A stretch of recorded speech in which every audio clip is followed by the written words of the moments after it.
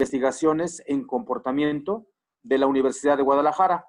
A nombre de los organizadores de este evento, agradezco ampliamente a las autoridades que hicieron posible que podamos disfrutar de esta conferencia, mismas que nos acompañan en esta mañana, a la maestra Diana Selene Ávila Casco, directora de la Facultad de Ciencias para el Desarrollo Humano, al ingeniero Ramiro Quintero Martínez, secretario académico de la facultad, a la maestra Diana Natalia Lima Villeda, coordinadora de la licenciatura en Educación Especial, y al doctor Josué Antonio Camacho Candia, coordinador de la maestría en Educación Especial y líder del Cuerpo Académico Educación Especial y Procesos de Aprendizaje, que en representación de la maestra Diana Selene, directora de esta facultad, nos dará un mensaje. Adelante, doctor Antonio Camacho, por favor. Muchas gracias, maestro. Y pues nada, simplemente darles la bienvenida, agradecerle al doctor José Burgos la disposición para compartir con nosotros mucho de lo que está trabajando, ¿no? Lo que es su objeto de interés en la Universidad de Guadalajara, y enviarles también el saludo afectuoso de parte de la maestra Selene Ávila Casco, directora de la facultad, que bueno, por actividades de último minuto ya no le fue posible estar con nosotros, pero siempre nos ha acompañado en este tipo de eventos y bueno, siempre muy gustosa de que en la facultad pues sucedan este tipo también de situaciones que permiten, en este caso, contribuir en la difusión, ¿no? En la formación científica. Cabe señalar que este evento pues surge por medio de interacción entre docentes y estudiantes que están participando en el 30 Verano de Investigación Científica de la Academia Mexicana de Ciencias. El doctor Burgos es investigador anfitrión allá en la Universidad de Guadalajara y ha tenido a bien a recibir estudiantes, ¿no? Para que hagan el verano de investigación, que en este año fue la modalidad a distancia, pues por las condiciones que todos conocemos y que todos vivimos. Así que pues darles la bienvenida. Muchas gracias a todos, especialmente al doctor Burgos, y pues adelante. Gracias, doctor José Antonio. Bueno, es importante mencionar que esta conferencia es posible gracias a las actividades del 30 Verano de Investigación Científica que organiza la Academia Mexicana de Ciencias, que en esta ocasión fue a distancia por la pandemia que actualmente vivimos. Por lo tanto, la facultad se suma a los esfuerzos de promoción anfitriones de este verano de investigación y de promoción de dicho evento con sus estudiantes de licenciatura.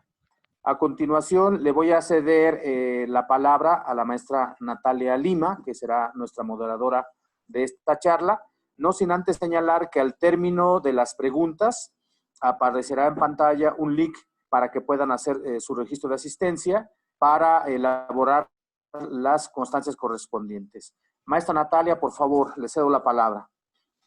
Muchas gracias, maestro Josué. Buenos días a todos. Estoy muy gustosa de ser moderadora de esta conferencia. Voy a hacer una breve presentación de la semblanza del doctor José Burgos. Él es licenciado en Psicología de la Universidad Católica de Andrés Bello, Caracas, Venezuela. Es maestro en Análisis Experimental de la Conducta en la Universidad de Venezuela. Es doctor en Neurociencia y Conducta en la Universidad de Massachusetts. Es profesor investigador titular C a tiempo completo del Centro de Estudios e Investigaciones en Comportamiento CEIC de la Universidad de Guadalajara. Tiene un reconocimiento de excelencia académica de la SEP. Es miembro del Sistema Nacional de Investigadores Nivel 2. Es perfil PRODEP de la SEP. Es editor en jefe de la Revista Mexicana de Análisis de la Conducta y también es editor en jefe de Behavior and Philosophy. Las áreas de investigación son modelos conexionistas del condicionamiento, aprendizaje animal, filosofía de la psicología, filosofía de la mente y filosofía de la ciencia. Pues, ¿qué más les puedo decir de todo ese currículum? Les cedo la palabra al doctor José. Muchas gracias. Muchas gracias a todos por su amable invitación y por organizar este evento. Es para mí un verdadero honor y un verdadero placer.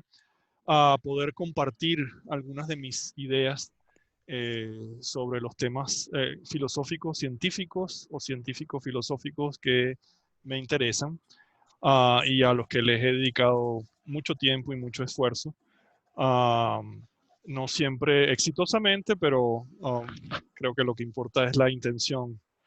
Voy a compartirles mi pantalla con la presentación y ustedes me dicen si se ve o no. ¿Sí se ve? Sí se ve. Muy bien. Y ya están grabando la sesión para asegurarnos de que... Sí, ya está todo muy grabando, bien. doctor. Muy Adelante. bien. Muy bien, entonces, de nuevo voy a tratar de restringirme al tiempo, a un tiempo razonable, 45 minutos, quizás un poquito más, 50 minutos, pero tengo muchas láminas para eso. Entonces, la parte introductoria voy a ir un poquito rápido. Va a ser muy, muy breve y siempre pues en este tipo de presentaciones y hasta en mis clases inclusive y en todo lo que hago profesionalmente en mi actividad académica, no dejo de tener un cierto sentimiento de culpa porque nunca voy a poder decir todo lo que hay que decir. Entonces va a ser mucho más lo que voy a dejar de decirles que lo que les voy a decir, pero es por cuestiones de restricciones de tiempo, ¿no?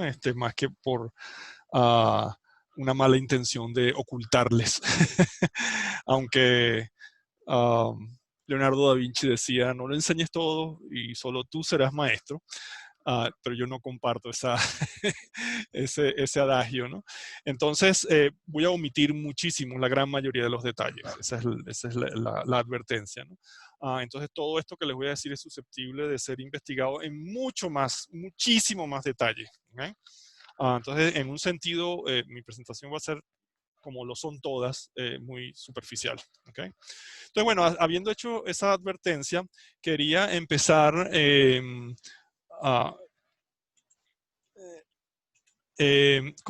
simplemente mencionándoles el problema filosófico de otras mentes, que fue el punto de entrada mío en este tema, ¿no? Y no es de lo que les voy a hablar hoy, simplemente se los menciono para que lo sepan. Es un problema de justificación, cómo justificamos nuestras creencias en otras mentes, ¿no? Por supuesto, mucho depende de una gran cantidad de detalles que no vamos a tener tiempo de ver acá, sobre todo en qué consiste esto de justificar, en qué consiste esto de las creencias, en qué consiste en mentes, etcétera, ¿no? Pero no vamos a tratar de eso acá, más bien vamos a concentrarnos sobre problemas teóricos científicos, ¿no? Como por ejemplo, en qué consiste el conocimiento de otras mentes, y lo voy a abreviar como COM, qué procesos lo constituyen, cuáles procesos lo constituyen, cómo se explica, cómo describirlo. Entonces el énfasis aquí va a ser más sobre la parte científica, aunque no van a estar completamente ausentes consideraciones filosóficas, ¿no? Y lo que voy a hacer es sugerir algunos rudimentos muy preliminares, muy tentativos, de una aproximación conexionista a estos problemas teóricos científicos, ¿no? Muy brevemente, el conexionismo es algunos lo consideran como un movimiento, es decir, algo que está en proceso todavía de ser construido, ¿no? En proceso de aclararse. Y una caracterización muy común es que es la tesis de que los procesos cognitivos ampliamente considerados, los procesos mentales, si queremos ser más generales, han de ser explicados mediante un tipo de modelos muy particular que tiene ciertas características que les voy a resumir después, que se les conoce usualmente como modelos de redes neurales. ¿Okay? Entonces, es una hipótesis científica, si lo caracterizamos así, que todavía se encuentra en proceso de evaluación, tanto conceptual como teórica, como empírica, como metodológica. Pero por esta razón no puede ser rechazada a priori, es decir, no puede ser rechazada previo a su desarrollo, previo a ser evaluada, ¿no? Es decir, no puede ser rechazada sobre bases puramente lógicas, argumentativas, ¿no? Y la herramienta principal de investigación, les voy a ejemplificar después, es la simulación por computadora, ¿no? Aunque esto no implica, a manera de advertencia, que el cerebro sea esencialmente una computadora. Yo en lo personal no me suscribo a la tesis que se conoce como el computacionalismo, que yo la llamaría computacionalismo ontológico, que es la tesis de que el cerebro es literalmente y esencialmente una computadora, ¿no? Y también es, que para mí esto me resulta muy atractivo, es fuertemente transdisciplinaria esta área, ¿no? Se confluyen aquí áreas de la filosofía, de la psicología, de la ciencia de computación, de neurociencia. Es fuertemente también teórica y matemática, aunque tampoco eso implica que el cerebro sea esencialmente matemático, y esto se relaciona muy cercanamente con la idea de que el cerebro tampoco es necesariamente, o sea, utilizar la simulación por computadora como herramienta principal no necesariamente implica que una aceptación de esta tesis del computacionalismo ontológico. Aquí les cito algunas caracterizaciones del conexionismo. Se identifica el conexionismo, por ejemplo, este autor lo hace con la ciencia cognitiva, es una teoría del procesamiento de información. Yo la verdad trato de evitar, ya desde hace muchos años he tratado de evitar toda esta cuestión de este uso, o más bien abuso, de la teoría de la información para caracterizar este tipo de modelos, ¿no? Dicen, Garson dice que es un movimiento en ciencia cognitiva que espera o quizás busca explicar habilidades intelectuales humanas. Yo no lo restringiría a humanos, ¿okay? Eso es una restricción para mí, aunque eventualmente eso es un interés muy, muy importante, ciertamente, pues no es el único interés, ¿no? Uno de los objetivos, otro autor dice, uno de los objetivos principales del conexionismo es proveer una explicación de los mecanismos que subyacen el pensamiento mental. Fíjense que esta caracterización no restringe a seres humanos, lo cual significa que es perfectamente legítimo hablar de procesos mentales en animales no humanos. Los conexionistas se interesan en describir los estados internos de la vida mental, aun cuando hay un error tipográfico ahí, aun cuando puedan verlos como de naturaleza asociativa. Bueno, todas estas definiciones, estas caracterizaciones, incluyen distintas piezas de una caracterización más global, quizás más válida, ¿no? Y aquí se menciona, por ejemplo, es un método, yo no lo restringiría a un método, sí ciertamente tiene aspectos metodológicos para modelar la cognición como la interacción de unidades semejantes a neuronas. Ya también aquí se anticipan algunas características de este tipo de modelo, ¿no? Ahora, sí debo advertirles que la mayor parte de la investigación con redes neurales, con este tipo de modelos, es aplicada, es de ingeniería, no es básica. Y en este tipo de investigación, el énfasis es sobre la solución de problemas prácticos de ingeniería, como clasificación, optimización, control, etcétera, ¿no? Más que el entendimiento, la comprensión científica. Digamos, valiosa por sí misma, al margen de aplicaciones prácticas, ¿no? Y entonces lo que es la plausibilidad numérica, es decir, la plausibilidad neurobiológica y la plausibilidad conductual, es decir, en qué medida las soluciones numéricas de los modelos se ajustan a la evidencia que tenemos, ¿okay? Al conocimiento empírico que tenemos sobre la estructura y funcionamiento de cerebros y la conducta de los animales, no es una prioridad, ¿okay? Es decir, al ingeniero que usa este tipo de modelos le interesa muy poco si el modelo es plausible neurobiológicamente y conductualmente. Lo que le interesa es que funcione. Y no le importa mucho por qué funciona. Y eso denota un problema muy importante en esta área de investigación, que las redes neurales funcionan extremadamente muy bien en este tipo de aplicaciones, pero nadie sabe exactamente por qué lo hacen. Pero tampoco les importa mucho, porque son ingenieros y tienen un pensamiento de ingeniero, y no hay nada de malo con ello, por supuesto. Estoy solamente delimitando el área, ¿no? De lo que les voy a hablar. Mi énfasis más bien ha sido como les voy a mencionar después, en investigación básica. Pero antes de eso, aquí les quiero mostrar algunos diagramas de representaciones diagramáticas de redes neurales artificiales, y el tipo de redes en las que me voy a concentrar en mi presentación son este tipo de redes que se les conoce como redes de avance o redes anterógradas, en las cuales las unidades que están representadas por los círculos coloreados se organizan en capas, ¿eh? y las unidades de una capa se conectan a las unidades de otra capa. Y este tipo de redes pueden tener representaciones diagramáticas de forma horizontal en la que la conectividad es de izquierda a derecha, es decir, estas unidades se conectan a estas unidades y a su vez estas unidades se conectan a estas unidades, de tal manera que esta unidad puede ser afectada por estas unidades solo a través de, mediante estas unidades. O también se encuentran, este es el tipo de representación que yo voy a utilizar, pero también en la literatura es muy común utilizar este tipo de representación vertical en la que las capas pues, se organizan de abajo hacia arriba, ¿no? Hay otras representaciones un poco más bonitas y un poco más complicadas. Esta, por ejemplo, ya está mucho más, es menos claro exactamente una organización en capas, ya es menos limpia. Y bueno, por supuesto, hay otras representaciones. Este tipo de redes es muy importante, pero no la voy a usar ahorita, se llaman redes recurrentes. Y así sucesivamente, ¿no? Hay muchos tipos distintos de representaciones. Algunas de ellas, pues uno se pregunta, bueno, ¿quién entiende el funcionamiento de una cosa como esta, ¿no? Comparen esta madeja de conexiones. Por cierto, las conexiones se representan por las flechitas, por las líneas, más comúnmente representadas como flechas, aunque a mí me gusta representarlas más de otra manera distinta, pero se los muestro después. Entonces, estos son algunos ejemplos. Aquí tienen algunos ejemplos ya menos coloridos, pero quizás más claros de distintos tipos de redes, conectadas hacia adelante, es decir, redes conectadas de manera anterógrada. Y de nuevo tenemos la misma organización en capas, ¿no? Y en la representación, digamos así, vertical, donde las capas son digamos, columnas, ¿no? De unidades, donde de nuevo las unidades están representadas por los círculos y también en este caso por los cuadrados, aunque los cuadrados y los círculos representan distintos tipos de unidades, ¿no?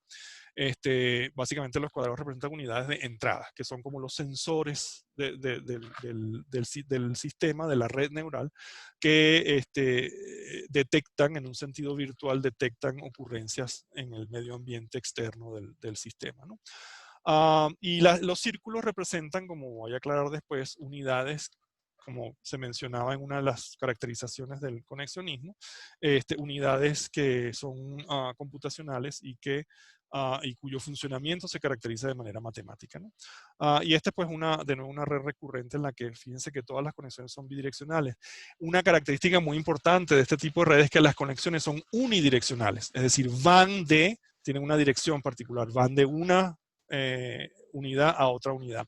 Y son análogas de manera muy, muy abstracta, muy simplificada a lo que llamaríamos sinapsis o conexiones sinápticas o poblaciones de conexiones sinápticas en neurobiología.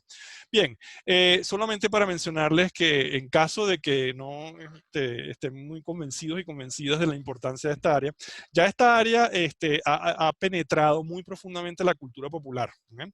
Y desde hace ya mucho tiempo, ¿no? Tenemos, por ejemplo, referencias a redes neurales, literalmente esa expresión, redes neurales, en películas como el Terminator, que el Terminator dice que su cerebro consiste de redes neurales. Tenemos el personaje Data de Viaje a las Estrellas, la siguiente generación, cuyo cerebro positrónico también está constituido por redes neurales. Estos son todos ejemplos, de nuevo, en los que los guiones incluyen explícitamente esta expresión redes neurales, ¿no? Este es Sony de la película Yo Robot, basada en la novela de Isaac Asimov. Esto es un snapshot, una captura de pantalla de la introducción de un programa de ciencia ficción de hace ya varios años que se llama Fringe, donde aparece la expresión redes neurales. Claro, aparece junto con reanimación y telepatía, que bueno, que no, no son las mejores compañías, pero bueno, nada es perfecto, ¿no? Y tenemos los Cylons también de Battlestar Galactica, cuyos cerebros artificiales también están constituidos por redes neurales artificiales. Bien, entonces, también ha recibido mucha atención de premios Nobel. Por ejemplo, Francis Crick, el mismo del modelo del ADN de Watson y Crick, dedicó una buena parte de su vida profesional al estudio de las redes neurales. Gerald Edelman también, estos son todos premios Nobel, ¿no? Que eventualmente se dedicaron a hacer investigación con modelos de redes neurales, ¿no? Leon Cooper, que es físico y que todavía está vivo, También una búsqueda de redes neurales en Google retorna más de casi 7 millones de resultados. Es un área muy popular, hay muchas revistas especializadas, todas de muy alto prestigio. Entonces, lo que les quiero mostrar aquí, esto es un área de investigación extremadamente activa, donde hay muchas opciones de desarrollo profesional en academia, ¿no? Hay también muchos programas de doctorado, por ejemplo, por lo menos en Estados Unidos también y en el mundo, dedicados exclusivamente a neurociencia computacional o computación neural o a modelos de redes neurales, ¿no? Solo para ejemplificar algunas aplicaciones comunes en ingeniería, elaborar un poquito más, hay muchas aplicaciones prácticas, detección de fraudes, diagnóstico médico, pero este no es el tipo de aplicación o de uso de este tipo de modelos en el que me voy a concentrar, ¿no? También hay investigación básica y esta es el tipo de investigación en la que me voy a concentrar, donde estos modelos son usados para explicar y predecir fenómenos de interés, por lo general fenómenos conductuales que de una u otra forma, o fenómenos psicológicos que de una u otra forma pues se relacionan o se les atribuye alguna característica de mentalidad, etcétera, ¿no? Y esto todo al margen de la aplicabilidad práctica para resolver problemas de ingeniería. ¿Okay? Y un área muy activa en la neurociencia es la llamada neurociencia computacional. Y una búsqueda ya de hace tiempo en Google Books de esta expresión en inglés a mí me dio 37.200 resultados solamente en los libros, ¿no? Esto no está actualizado porque ya en Google Books ya uno no le da el número de resultados, ¿no? Desgraciadamente. Pero bueno, estoy seguro de que son muchos más, ¿no? Y hay libros introductorios, por ejemplo, este es uno bastante reciente, 2018, libros introductorios de texto en neurociencia computacional, donde el énfasis aquí más, esta es el tipo de investigación básica, científica, teórica, en conexionismo o en modelos de redes neurales, que más fuertemente hace un énfasis sobre la plausibilidad neurobiológica. Quizás demasiado fuerte. ¿Okay? Y ciertamente el tipo de modelos que voy a contemplar no hacen un énfasis tan fuerte sobre la necesidad de capturar todas las características biofísicas, neurofisiológicas, moleculares del funcionamiento y estructura de neuronas. ¿Okay? La gran mayoría de los modelos en redes neurales son mucho más abstractos que eso, ¿no? Pero bueno, esta es una excepción importante, ¿no? También en psicología, pues ha habido intentos, inclusive propuestas de unificación de la psicología basadas en el conexionismo. ¿Okay? Y esto es un artículo pues, muy famoso dentro del área, ya dentro de la psicología, ¿no? Esto ya les estoy ejemplificando, digamos, la importancia que ha cobrado este tipo de modelos y esta aproximación dentro ya de la psicología, ¿no? Y esto es de 1993, ¿no? Y lo publicó en 2 partes. También hay aplicaciones, usos del conexionismo en la psicología social, la cognición social, de lo cual les voy a hablar un poco después. También inclusive modelos de redes neurales de la personalidad, de la estructura y dinámica de la personalidad humana, etcétera, ¿no? También hay libros sobre psicología artificial, y les pongo como ejemplo 2010 también, etcétera, ¿no? También hay intentos de usar este tipo de modelos para dar cuenta o explicar o tratar de entender científicamente trastornos como la epilepsia, la drogadicción, y también inclusive aplicaciones a los estudios en ecología conductual, en los cuales provienen de la etología, donde hay un énfasis muy importante en la conducta tal y como ocurren de los animales, tal y como ocurre en sus ambientes naturales, ¿no? Entonces hay muchísima, es un área extensísima de investigación. En Estados Unidos, si ustedes se paran en cualquier parte en un campus universitario y lanzan una piedra, muy probablemente le den a alguien que está haciendo redes neurales, aunque también muy probablemente sea que esté dedicado a aplicaciones prácticas de ingeniería, ¿no? Inclusive les muestro aquí este artículo de 2020, ¿okay? Salió este año, en la revista Redes Neurales, una reseña o una revisión de modelos de redes neurales de esquizofrenia y autismo y en desorden en el espectro autista, ¿no? Entonces, hay, de nuevo, mucha investigación al respecto. Mi investigación se ha concentrado en este tipo de modelos, en un modelo propio que yo desarrollé con quien fuera mi director de tesis en la Universidad de Massachusetts, en el cual el énfasis ha sido sobre el condicionamiento, específicamente condicionamiento clásico pavloviano y condicionamiento operante o instrumental. Y aquí les doy también algunos ejemplos de libros que se han publicado. Nestor Schmahuk ha sido un nombre, ya falleció hace poco, pero Nestor Schmahuk fue un impulsor muy importante del uso de este tipo de modelos ya en la investigación en condicionamiento. Y yo tengo un capítulo en particular en este libro. Este libro surgió de un ciclo de conferencias en la Universidad de Duke hace ya varios años, 10 años ya. Pero bueno, entonces, para continuar con esta introducción, las características generales de las redes neurales artificiales, además de ser teóricas, por supuesto, y de ser virtuales, son las siguientes. Uno, están inspiradas por la estructura y funcionamiento del cerebro, aunque esta inspiración puede ser muy abstracta, no, de nuevo, excepto por los esfuerzos en neurociencia computacional que tratan de guiarse más por evidencia experimental dura del funcionamiento de estructura de neuronas. La gran mayoría de los modelos, yo diría, son mucho más abstractos, pero aún inspirados por características generales, globales de estructura y funcionamiento del cerebro. En particular, el funcionamiento descentralizado, es decir, está distribuido equitativamente entre sus partes, es una especie como de democracia funcional en esto de las redes neurales, ¿no? Donde de nuevo, cada parte tiene un papel que jugar, aunque sea pequeño, pero tienden a ser, digamos, igualmente importantes, ¿no? Es un funcionamiento también cuasi paralelo, varias partes pueden funcionar más o menos de manera simultánea, ¿no? Y esto genera problemas interesantes. También una característica es la degradación gradual, que es un deterioro progresivo de la ejecución con la pérdida de partes, que es algo también una característica bien interesante de cerebros naturales. En particular los humanos, por ejemplo, perdemos aproximadamente como unas 100.000 neuronas, quizás más, entre 100.000 y 200.000 neuronas diarias por muerte natural, pero eso no deteriora, aunque eso suena como mucho, en términos de proporción es mínimo, ¿no? Y nuestra ejecución continúa siendo razonablemente buena, ¿no? No se deteriora tan bruscamente, ¿no?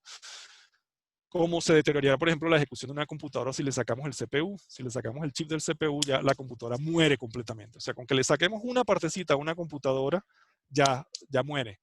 En las redes neurales no. Y esto es una virtud, ciertamente, ¿no? Otra característica muy importante es que aprenden, ¿okay? El aprendizaje es un concepto central en este tipo de modelos. Y eso vamos a ver después, que plantea problemas interesantes para la temática que les voy a discutir en un poco más de detalle, ¿no? Y una forma muy común de decir que aprenden es que son adaptativas, ¿no? Es decir, su funcionamiento cambia según su experiencia con su ambiente o medio ambiente local, ¿no? Y también generalizan y discriminan, es decir, clasifican, aprenden o son capaces por lo menos de responder de manera semejante a estímulos semejantes y de manera distintas a estímulos distintos, ¿no?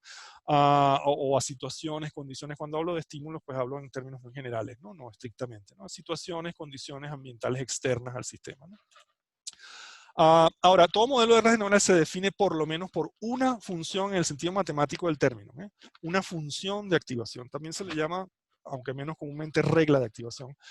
Pero es una función en el sentido matemático de que es una regla matemática para generar números a partir de otros números. Eso es básicamente lo que es una función en el sentido matemático del término, ¿no? Y la función de activación es una regla matemática para calcular el estado de activación de una unidad procesadora neural, que son los circulitos esos que les mostré en las figuras anteriores. Y las funciones de activación más comunes que se encuentran por allí, la más simple y la más directa es la función de identidad, donde la activación de una unidad procesadora neural es igual a un cierto parámetro X que denota parte de su funcionamiento, ¿no? Esta es la segunda, es la función de umbral, ¿no? Que fíjense ustedes que tiene forma condicional.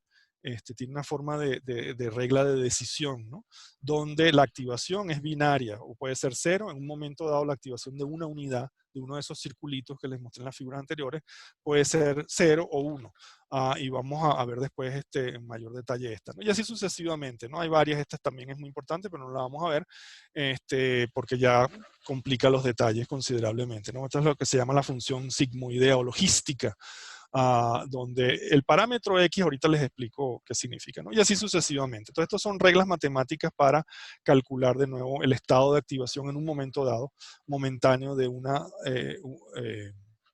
unidad procesadora neural. Y el ejemplo quizás más simple es el modelo McCulloch-Pitts, que es oficialmente considerado como el primer modelo de redes neurales que fue propuesto explícitamente de manera, digamos, en forma de publicación con una estructura matemática, etcétera, ¿no? Y eso fue en 1948. Y estos señores, justamente, el título de su artículo, pues es un título muy llamativo, un cálculo lógico de las ideas inmanentes en el sistema, en la actividad nerviosa. Y estos son los autores. McCulloch-Pitts eran muy importantes. Walter Pitts fue, de hecho, uno de los pioneros del desarrollo justamente de lo que conocemos como los procesadores, las unidades procesadoras neurales de las computadoras digitales que usamos hoy en día, ¿no? Y esto es una representación pictórica un poco más detallada de lo que es una unidad procesadora neural en este tipo de modelos.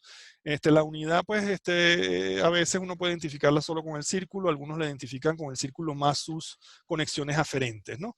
Pero bueno, no nos vamos a estresar por eso. La idea básica aquí es que cada unidad recibe por lo menos una conexión aferente, ¿no? Y aquí ya me estoy concentrando sobre las conexiones, las arquitecturas, las redes neurales que son de avance, que las llaman, ¿no? Que les mostré antes, ¿no? Entonces la unidad recibe conexiones aferentes. Aquí las conexiones las estoy representando como líneas que terminan en botones, ¿no? Y por donde le entran a la unidad activaciones, ya sea producto de estímulos o condiciones o situaciones externas, o ya sea de otras unidades. Si esta unidad, pues, por ejemplo, una unidad que recibe conexiones de otras unidades, ¿no? Pero lo importante aquí es que ese argumento X que les mostré en las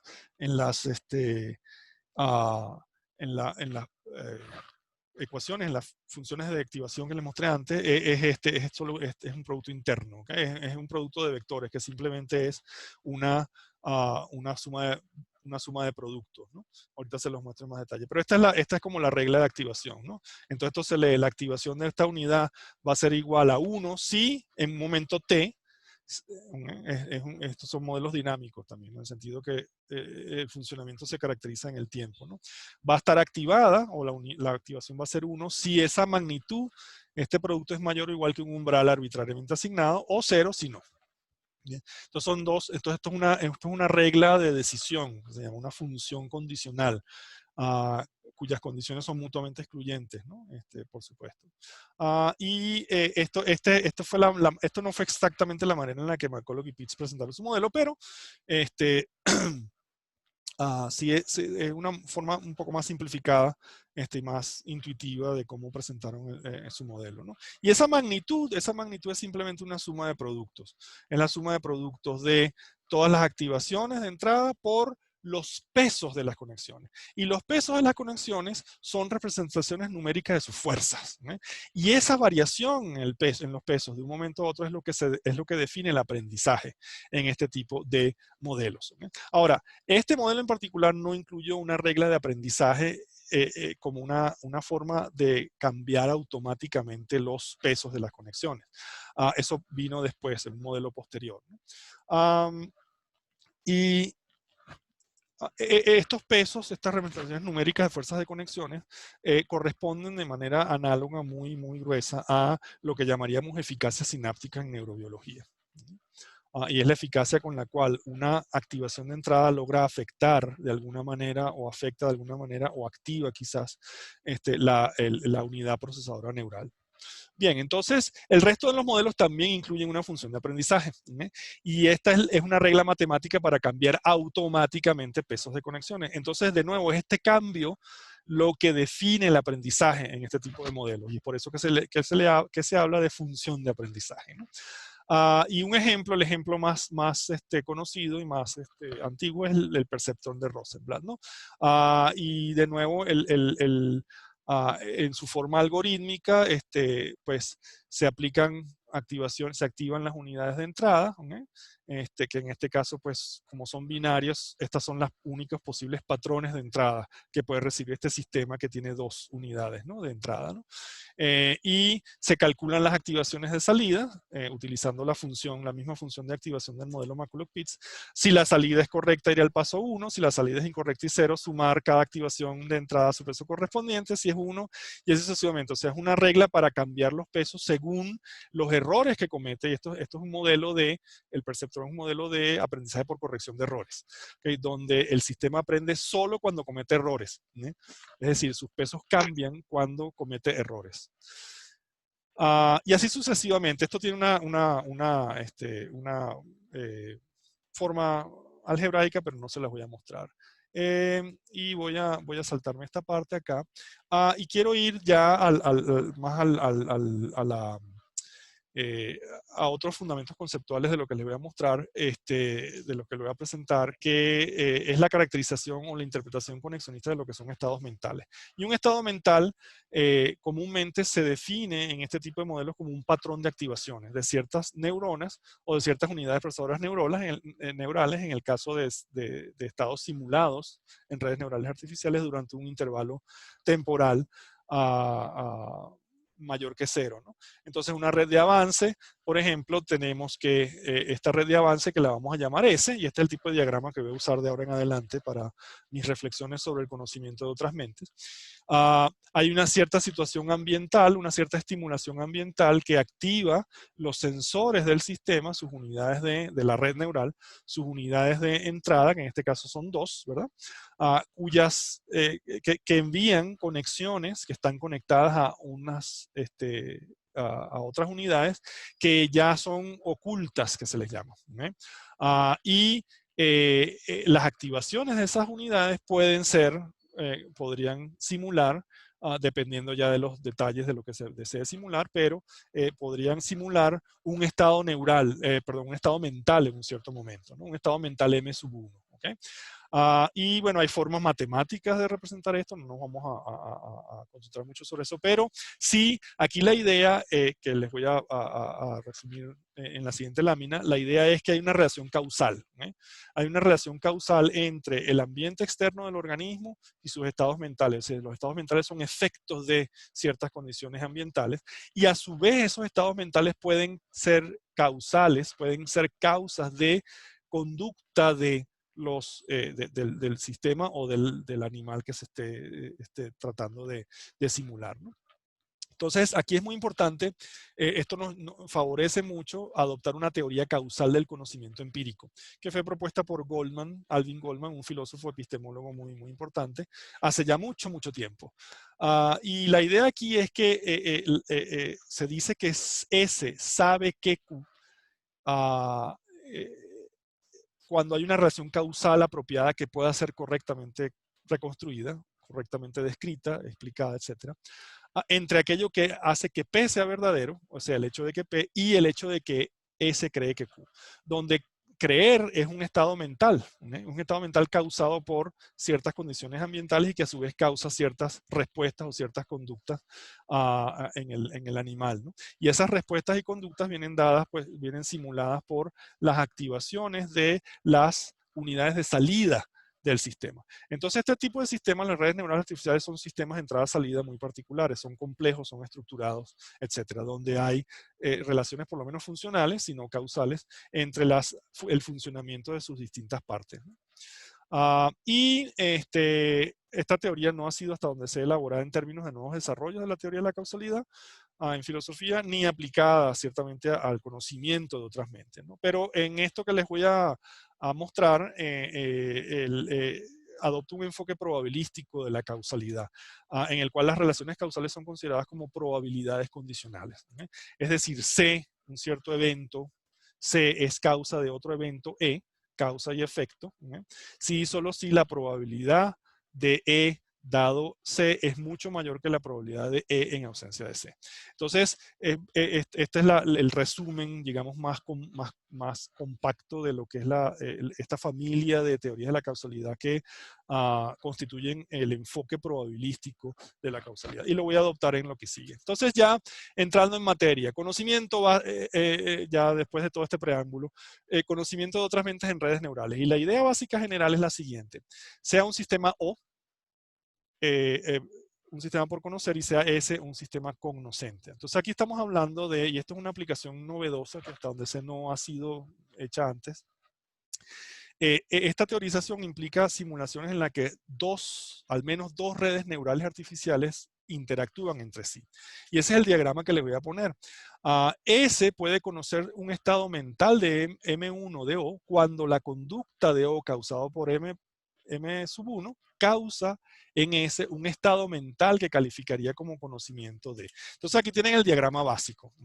El diagrama básico es que tenemos dos redes neurales, la red neural O y la red neural S. Cada una puede estar en dos estados mentales distintos, separados, M sub 1 y M sub 2. M sub 1 es el estado mental por conocer. Ese estado mental puede ser conocido por S de manera indirecta, por supuesto, por lo menos en el diagrama que les estoy mostrando aquí, de manera indirecta, a través de la conducta de O. Aquí estoy adoptando un esquema mediacional causal clásico en psicología, y pues no tengo problema con eso. Quizás muchos de ustedes lo tengan, pero yo no le veo mucho problema a eso, ¿no? Por lo menos no le veo los tipos de problemas que los skinnerianos, por ejemplo, los conductistas radicales skinnerianos han señalado, ¿no? Pero la idea, articulado en términos de conexionismo, ¿no? No en términos de psicología, digamos, cognitiva tradicional, ¿no? Que no es conexionista, ¿no? Pero el conexionismo tiene las herramientas conceptuales para poder hablar también en esos términos de estados mentales como mediadores entre entradas y salidas de un sistema, o entre el ambiente y la conducta de un sistema. Pero en este caso, en el caso del conocimiento de otras mentes, simplemente lo que asumo es que un sistema S puede conocer la conducta, los estados mentales de otro sistema O indirectamente a través de la conducta de este sistema. Y esa conducta sirve de estimulación de entrada para el sistema S, que le permite conocer ese estado mental. Ahora, fíjense ustedes que aquí no estoy hablando de lenguaje por ninguna parte. Es una omisión muy importante, crucial. En el caso de los humanos, el lenguaje ciertamente juega un papel importante, pero aquí no me estoy de nuevo restringiendo a seres humanos. Este esquema, muy, muy resumido, permite ciertamente hablar de conocimiento de otras mentes en animales no humanos. Entonces, donde no hay lenguaje articulado, por lo menos, es decir, no hay lenguaje con una sintaxis y una semántica, etcétera, ¿no? Entonces, por eso es que esta teoría causal del conocimiento me resulta muy útil aquí, porque no me obliga a restringir el conocimiento al lenguaje, básicamente, ¿no? Aun cuando el conocimiento se define tradicionalmente en filosofía, en epistemología, como creencia verdadera justificada. Y es la parte de la justificación la que trae problemas para este esquema, pero bueno, eso lo dejo de lado por lo pronto, ¿no? Por el momento es perfectamente legítimo asumir que O y S son animales no humanos. O es una rata, por ejemplo, y S es otra rata distinta que está observando a O, ¿no? La conducta de O es mediada por, o su relación con su ambiente es mediada por ciertos estados que podrían calificar como estados mentales, según ciertas definiciones amplias, y que en esa medida, en la medida en que hay una relación causal y en esa medida confiable, con una correlación alta, etcétera, de este lado, el sistema S puede conocer indirectamente los estados mentales de O. Esto de nuevo muy, muy, muy simplificado y muy resumido, ¿no? Aquí se los pongo en forma matemática. S conoce M1, la mente de O, si y solo si la probabilidad de la respuesta de O causada por el estado mental de O es mucho mayor que mejor dicho, dado ese estado mental, es mucho mayor que la probabilidad de la respuesta en ausencia de ese estado mental, ¿no? Y además, es una doble relación acá, ¿no? Esto ya sí es completamente novedoso, esto es algo que esto es mío, todo mío, ya asumo toda la responsabilidad de ello, ¿no?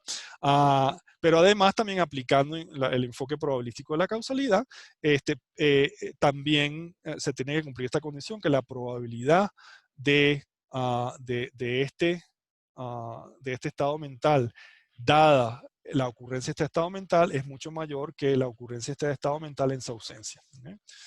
Entonces, este es el esquema básico, esta es la interpretación básica de lo que sería el conocimiento de otras mentes desde una perspectiva conexionista, por lo menos una manera de hacerlo, mi forma inicial de hacerlo, ¿no? Y entonces aquí estamos hablando de cadenas causales probabilísticas mente y conducta en O, y mente en el caso de ese, porque fíjense ustedes que el acto mismo de conocer, el conocimiento mismo de los estados mentales de O mediante a través de la conducta de O de sus efectos conductuales en O, es a su vez un estado mental. Entonces por eso que se da esta interpretación, pues es consistente, compatible con este tipo de esquemas, ¿no? Y bueno, este conocimiento es asimétrico, esa parte la voy a saltar. También es posible, aquí, un escenario un poquito más complicado, es que quizás deberíamos exigir o esperar que el conocimiento de los estados mentales de O, del estado mental M1, de O por parte de S, incluye también un conocimiento de las condiciones ambientales que causan M1.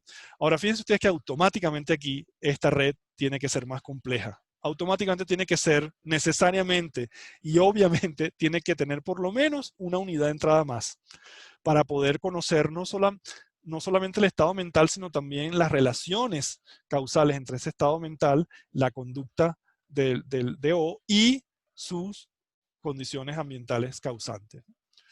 Y esto lo reflexioné yo bueno, esta parte la omito, pero todo esto lo reflexioné en un artículo ya de 2002, hace casi 20 años ya, en el que apareció en esta revista electrónica, que ya desgraciadamente no existe, pero que donde elaboro la parte ya más técnica, hago una demostración matemática, ¿no?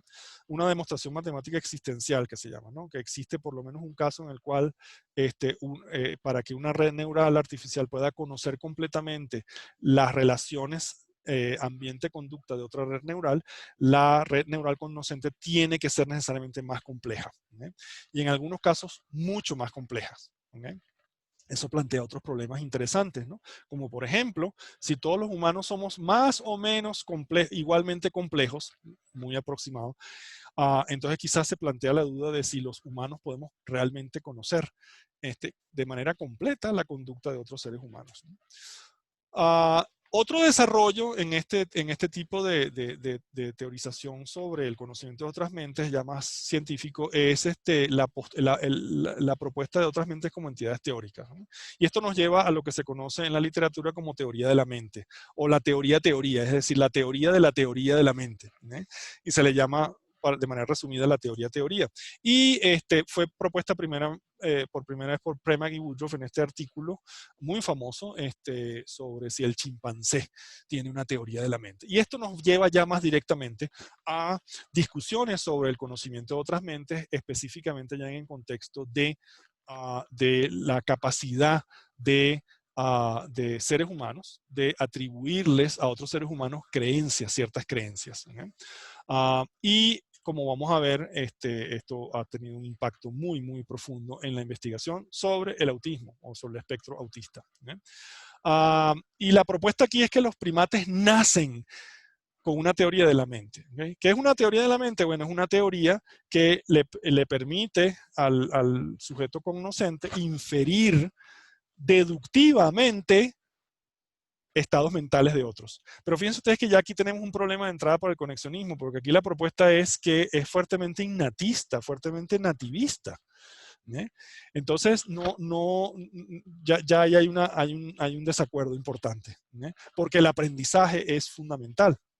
Y hasta ahora, créamelo o no, por lo menos yo no he encontrado investigación científica detallada, explícita sobre el papel del aprendizaje en el conocimiento de otras mentes, en particular dentro de este contexto de la teoría de la mente, ¿no? Es inferencial, bueno, esta parte la voy a saltar porque ya estoy sobre la hora. Hay alternativas a la teoría de la teoría, está a las relaciones sobre todo entre el conocimiento de otras mentes y el autoconocimiento. El autoconocimiento también ha sido muy discutido en todo esto, ¿no? Y se habla inclusive de lectura mental, que es una palabra, es una expresión muy, muy, muy extraña, ¿no? Casi que esotérica, ¿no? Le da un aura de misterio a todo esto, ¿no? Que la verdad a mí no me gusta mucho, pero bueno, ya el término es estándar, ¿no? Bueno, voy a saltarme todos estos detalles y también está la teoría de la simulación del mismo Alvin Goldman que les mostré antes. Todo esto se ha relacionado con esto de las neuronas espejo, ¿okay? Que ha sido muy discutido, muy controversial, ¿okay? Al respecto les recomiendo que si les interesa investiguen más a fondo todo este rollo de las neuronas espejo, que no es tan obvio como sus autores originales, Rizzolatti y colaboradores, lo mostraron. Fue muy, muy impactante, muy influyente, muy controversial, pero al final, pues les digo ya para arruinarles la sorpresa, no está tan claro que exista esto de las neuronas espejo. ¿Okay? No es tan obvio, no es tan evidente. Y aquí a lo que quiero llegar ya para casi terminar, ¿cómo sabemos que una criatura atribuye mentalidad a otra criatura? Y aquí, un comentario que hizo Dennett a ese artículo de Premack y Woodruff sobre la teoría de la mente en chimpancés, hizo una propuesta desde una perspectiva filosófica, pero que tuvo un impacto enorme, profundo en la investigación científica del conocimiento de otras mentes en humanos, en particular en personas en el espectro autista. Y Dennett simplemente lo que dijo, bueno, lo que planteó es que no era suficiente demostrar que un individuo A puede predecir las acciones de otro individuo B. ¿Por qué? Porque en muchos casos esa predicción se puede hacer simplemente sin atribuir estados mentales, solo observando la situación actual y siendo afectado por la situación actual, sin atribución de estados mentales. Supóngase, por ejemplo, que ahí observan que se coloca un chocolate en una caja opaca. Ambos saben, supuestamente, porque observaron que el chocolate está en la caja. Entonces, a uno de ellos, a B, se le retira de la situación por un tiempo y luego se regresa a la situación sin alterarla. Y se le pregunta a dónde cree que B, se le pide que prediga dónde cree que B va a buscar el chocolate. Y por supuesto A va a predecir correctamente que lo buscará en la caja donde está el chocolate. Pero no porque A crea que B cree que. Fíjense ustedes que estamos hablando aquí creencias de creencias. Estamos hablando de lo que se llama metacognición en psicología. Metacognición es conocer lo que conoce el otro, es creer creencias, ¿no? O creencias sobre creencias, ¿no?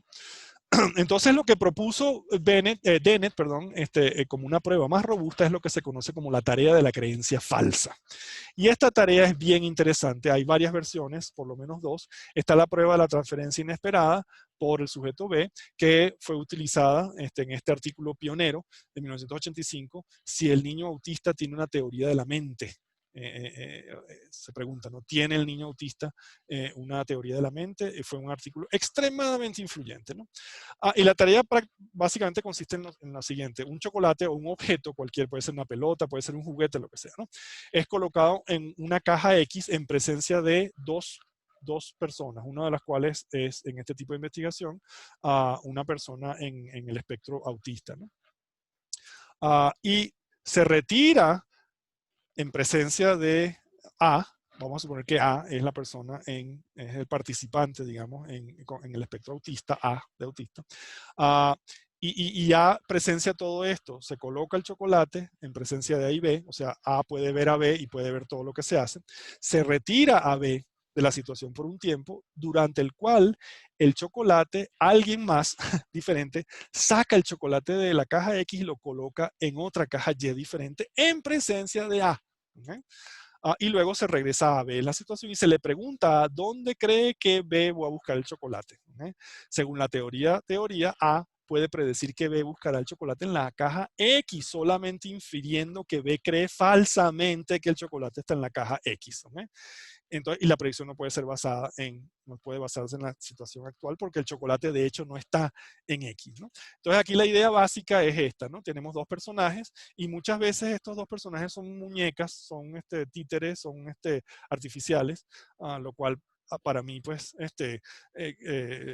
tiene consecuencias importantes, pero se presentan al participante en el espectro autista, se le presenta esta situación. Tienes dos personajes, Sally y Ann, en dos cajas distintas, una caja negra y una caja blanca. Sally coloca su pelota en la caja negra y se va, ¿sí? Mientras que Ann se queda. Y Ann transfiere, en ausencia de Sally, transfiere la pelota, el juguete de la caja negra a la caja blanca, ¿sí?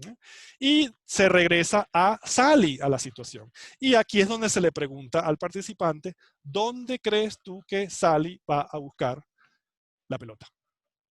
¿Sí? Y la mayoría de nosotros diría, bueno, en la caja negra. ¿Sí? Y decir en la caja negra es pasar la prueba o realizar la tarea de la creencia falsa exitosamente. Y aquí la explicación es que esa predicción se hace sobre la base de atribuirle una creencia falsa a Sally en este caso, ¿no? Y esta parte me la voy a saltar. Y aquí les muestro un metaanálisis que yo hice. Este es un gráfico que no van a encontrar en ninguna otra parte, este lo hice yo, de varias investigaciones clásicas en las cuales se utilizó este tipo de prueba en varias versiones, comparando distintas poblaciones de participantes humanos. Especialmente aquí les llamo la atención a los participantes A, con sus edades. Son participantes en el espectro autista. Y fíjense ustedes que el porcentaje de participantes que realiza la tarea exitosamente es significativamente menor en el caso de personas en el espectro autista. O sea, aquí la implicación es profunda, porque la implicación es que pareciera que personas en este espectro, en distintos grados, por supuesto, dependiendo de la funcionalidad, hay muchísimos detalles, obviamente, que estoy obviando aquí, de la edad, etcétera, ¿no? Pero parece que se les hace muy difícil realizar esta tarea exitosamente. ¿Eh? La mayoría de las veces predicen que Sally va a buscar la pelota en la caja blanca. ¿Okay? Pero fíjense ustedes que también en niños de 3 años, esta es una investigación muy interesante de desarrollo en niños de 3 años que no están en espectro autista, también les cuesta mucho. Entonces se ha establecido una especie de límite de desarrollo a partir del cual los humanos parece que somos capaces de realizar la tarea y por debajo del cual no somos capaces de hacerla. En particular, ese límite son 3 años de edad, ¿no? Que aproximadamente, pues, antes de los 3 años de edad, los niños no pueden realizar esa tarea, ¿no? Exitosamente, o por lo menos les cuesta mucho. Entonces, bueno, ya para terminar, esto fue una simulación que yo hice con mi propio modelo de redes neurales, donde planteo la posibilidad de entrenar redes neurales a aprender a responder de manera correcta en esta tarea, a realizar esta tarea de manera exitosa. Y la red que utilicé tuvo esta arquitectura. Esto es por condicionamiento pavloviano, clásico.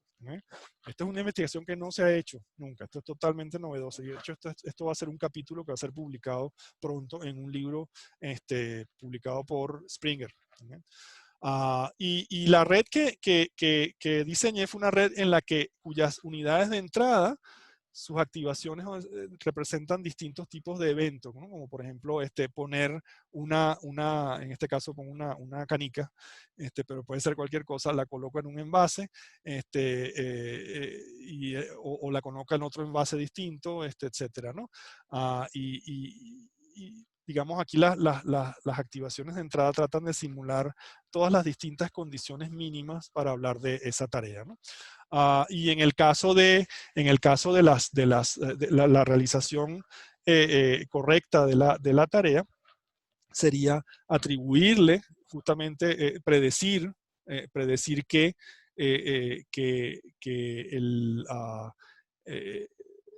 Y va a buscar la canica en la caja original o en el envase o el contenedor original en la que se puso, ¿no? Y aquí muestro, en esta simulación, ya con esto termina esta mi última lámina, muestro que efectivamente estas redes pueden ser entrenadas a responder de manera correcta, ¿okay? A resolver de manera correcta exitosamente esta tarea, pero por entrenamiento puramente pavloviano o clásico, ni por condicionamiento clásico, ni siquiera condicionamiento operante, ¿no? Y efectivamente, bueno, ante los patrones de entrada adecuados, pues estas redes pueden aprender efectivamente a predecir que algo semejante que simula de manera muy abstracta y muy simplificada lo que se observa, una ejecución correcta o exitosa de la tarea de la falsa creencia, ¿no? Y ya realmente concluir, esto plantea la posibilidad, que tampoco la he visto por ahí, de si es posible entrenar a personas o niños en el espectro autista, a entrenarlos a realizar la tarea correctamente. Y esto de entrenarlos y enseñarlos y que aprendan, todas estas consideraciones de aprendizaje y de entrenamiento son totalmente foráneas a aproximaciones tradicionales al problema de otras mentes y en particular a las teorías de la mente y al conocimiento de otras mentes, debido precisamente al carácter fuertemente innatista o nativista de estas aproximaciones. Bueno, y con eso termino. Muchas gracias. Bueno, me pasé 10 minutos, pero no está grave. No, está muy bien. Muchas gracias, doctor. La verdad es que muy, muy interesante. Ciertamente, como lo comentaba usted al inicio, pues no iba a comentarnos todo. es muchísimo, ¿no? Es muchísima investigación que está presentándonos. Y bueno, voy a pasar a algunas preguntas. Sí. En general van, me parece, destinadas como a entender cómo todo esto podría llevarse a una explicación de una situación práctica. Le voy a leer. Dice, ¿nos podría por favor poner algunos ejemplos de una aplicación práctica, por ejemplo, de este modelo en medicina, en educación especial? Por ejemplo, también menciona que otra pregunta es, los modelos de redes neurales y la teoría de la mente han sido aplicados para el estudio del trastorno del espectro autista. ¿Podría ampliarnos un poco más de en qué forma? Y otra es, pues su propuesta apuesta por una explicación matemática entre conexiones neurales y conducta. ¿Podría ser factible pensar en la posibilidad de llevarlo al campo aplicado? Bueno, de nuevo, sí, son todas preguntas muy, muy importantes, muy difíciles. Y si me das la oportunidad de mostrar las láminas, déjame compartir la pantalla de nuevo porque voy a usarlas en mis respuestas. Bueno, depende mucho, ¿no? Depende de qué tipo de aplicaciones estemos hablando, ¿ok? Aquí, irme directamente acá. Como les dije, la mayoría de las aplicaciones son aplicaciones de ingeniería que se las mostré. Déjenme otra vez poner aquí. Se las mostré en esta lámina, ¿no? Donde se habla de aplicaciones prácticas, ¿no? Pero aquí estamos hablando de aplicaciones prácticas de ingeniería. Quizás lo que me están preguntando es, bueno, ¿qué tipo de aplicaciones prácticas para resolver problemas, no de ingeniería, sino de psicología, o de medicina, o de educación? Que eso es distinto, ¿okay? Ahora, el mejor ejemplo que tengo fue el que les acabo de mostrar. Es decir, una aplicación muy concreta es de este modelo, perdón, un momentito. Una aplicación muy concreta que se deriva de esta investigación. Ya, un segundito, perdón. Déjenme, estoy compartiendo pantalla, ¿no? ¿Sí se ve? ¿Se ve la presentación mía? ¿No, verdad? Sí. ¿Sí? Okay. La aplicación más precisa que les puedo dar ahorita y más clara es esta, pero es una aplicación a futuro, no lo he hecho todavía, es una aplicación a futuro. Aquí la posible aplicación en vista de estos resultados que se muestran acá, de que las personas en espectro autista a distintas edades, de hecho, inclusive 18 años, 7, 18 años, parecen tener una gran dificultad en resolver esta tarea en particular. Y eso tiene implicaciones importantes porque esta dificultad podría significar que podría ser un indicador muy importante o un componente, de hecho, muy importante, crucial, de las dificultades sociales que tienen, estas personas en el espectro autista. Entonces, una aplicación muy precisa sería desde esta perspectiva de conexionista, debido de nuevo, como les mencioné, a que aproximaciones teóricas, explicaciones, etcétera, de este fenómeno, este fenómeno que es un resultado muy robusto, ¿no? O sea, aquí no surge el problema de la replicabilidad, o sea, es un hallazgo que ha sido replicado varias veces, ¿ok? Múltiples veces, es un resultado muy confiable y muy robusto. Entonces, la aplicación sería, bueno, primero, desde el punto de vista del conexionismo, es plantear la posibilidad de que el aprendizaje juegue un papel importante.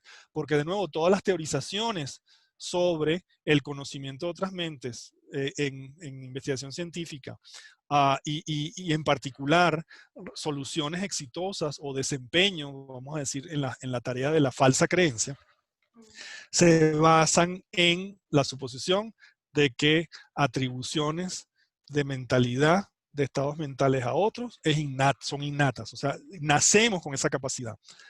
El conexionismo, la postura conexionista, la aproximación conexionista es distinta al plantear la posibilidad de que puedan ser aprendidas o que por lo menos el aprendizaje pueda jugar un papel muy importante.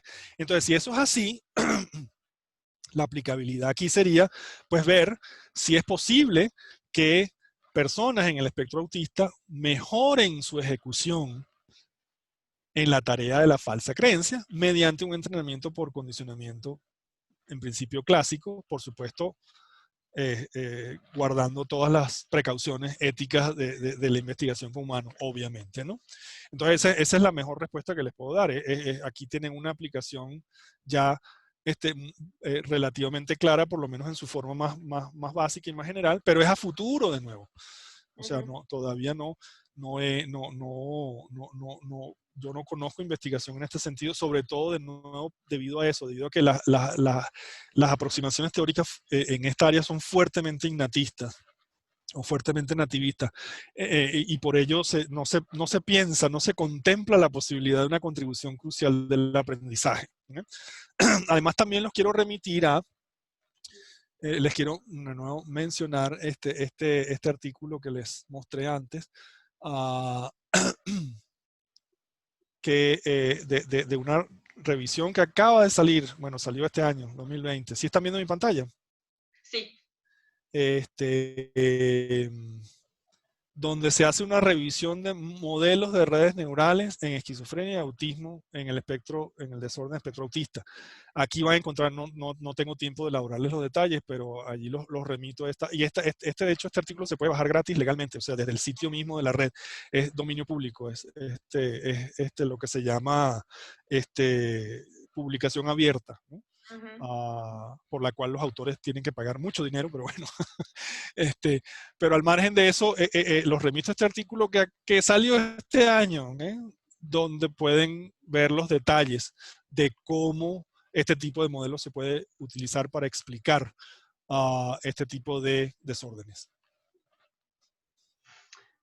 No sé si, supongo que respondí la pregunta, pero no en todo el detalle que se espera, pero de nuevo no tenemos tiempo para entrar en los detalles. Sí, tendríamos que armar todo un seminario. Y es que hay muchas otras preguntas. Por ejemplo, hay una que dice, los experimentos famosos de A no B fueron introducidos por Piaget. Fritz los modificó y utilizó niños con autismo.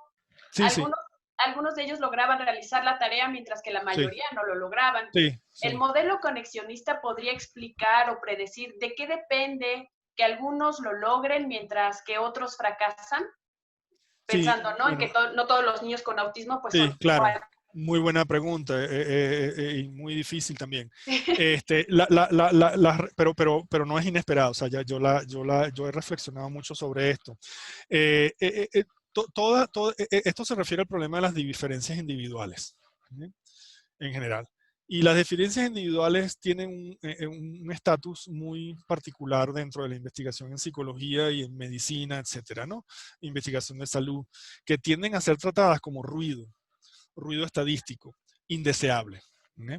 Yo no estoy de acuerdo con esa postura. Yo creo que un modelo, una teoría, debe ser capaz de capturar estas diferencias individuales que se ven aquí en este metaanálisis que hice, ¿no? Este metagráfico que hice, ¿no? Que les mostré antes, ¿no? Que obviamente aquí no todos los individuos, un porcentaje relativamente alto de individuos, de personas en el espectro autista, en este caso fíjense ustedes, aquí estamos hablando de casi 40%, la realiza correctamente. Y el por qué, bueno, eso es una pregunta muy, muy importante y muy difícil, pero creo que debe ser respondida por cualquier modelo o teoría que trate de explicar estos fenómenos. Y yo creo que la clave está, no tengo la respuesta obviamente, pero creo que la clave está, o por lo menos una parte importante de la clave, está, sí están viendo mi presentación, ¿verdad? Sí. Siempre tengo que preguntar. Yo creo que parte importante de la clave es adoptar una teoría causal del conocimiento y un enfoque probabilístico de la causalidad. Si adoptamos un enfoque, en lo que adoptamos un enfoque probabilístico, allí eso aumenta, yo digo, significativamente nuestra posibilidad de explicar teóricamente las diferencias individuales. ¿Sí? En la medida en que las diferencias individuales son de carácter probabilístico, ¿sí? Son de carácter probabilístico, pero no son indeseables. Eso es lo que, ese es mi punto. Tienden a verse como indeseables. Y ciertamente son un problema, o sea, nos complican la vida enormemente, pero son una realidad y hay que tomarlas en cuenta y hay que tratar de modelarlas. Y es por eso que todos estos modelos, todas estas teorías de la mente evitan por completo esto de las diferencias individuales y por ello no son capaces de explicarlas, ¿no? Pero yo creo que parte importante de la clave es adoptar un enfoque probabilístico de la causalidad dentro de un marco de una teoría causal del conocimiento. Por lo menos el conocimiento empírico. El conocimiento teórico ya es algo mucho más difícil. Eso es aparte, ¿no? A ver, otra pregunta es, de acuerdo con su propuesta, ¿otros animales no humanos como las ratas, los perros u otros, tienen mente? Sí. Esa es la respuesta corta. La respuesta larga es mucho más larga, pero sí. Yo no tengo ningún problema en decir que a mi gato le dolió cuando le pisé la cola. O no tengo ningún problema en decir que mi gato me quiere, o que mi gato tiene hambre. Ningún problema. Todo eso siente dolor, tiene hambre, e inclusive tiene creencias. No tengo ningún problema en decir, yo no soy conductista de ninguna manera, no soy ni conductista, mucho menos, solía ser conductista radical skinneriano, digamos, dogmático, pero ya hace muchos años dejé de serlo. Pero entonces no tengo ningún problema en hablar de mentes, estados mentales, estados internos, por lo menos no tengo los tipos de problemas que tienen los skinnerianos con eso. Quizás pueda tener otros problemas, pero pueden ser muy distintos, ¿no? Pero en particular yo no me resulta válido rechazar el discurso mentalista meramente porque la mente no es observable. Que aquí los conductos radicales han sido muy, muy ambiguos, muy vagos al respecto, ¿no? Muy ambivalentes al respecto, ¿no? Ellos por una parte dicen que no utilizan la observabilidad como criterio, pero al final sí la usan. Entonces, ahí hay una contradicción muy, muy importante entre los conductos radicales. Sí. A ver, voy a hacer dos preguntas más. Las redes neurales permiten simular y predecir la tarea de la creencia falsa en personas con autismo. ¿De qué manera la comprensión de este fenómeno podría contribuir a la mejora de ejecución en la tarea de falsa creencia? Sí, bueno, justamente la simulación que les mostré, que no es ciertamente no es el único intento de simular ejecución. Hay por lo menos un intento más anterior a este, ¿no? Que no se los mencioné en aras de la brevedad, pero mi simulación en particular, en realidad yo no estoy tratando de simular ejecución exitosa en personas en espectro autista. No, lo que trato de simular aquí y lo que simulé exitosamente es un condicionamiento clásico en una ejecución exitosa en esta tarea. ¿eh? Y simplemente lo que trato de mostrar aquí es que este modelo puede simular eh, eh, un aprendizaje a ejecutar la tarea exitosamente, nada más. Yo no dije en ningún momento, no quise decir que estas eran redes autistas, ni mucho menos.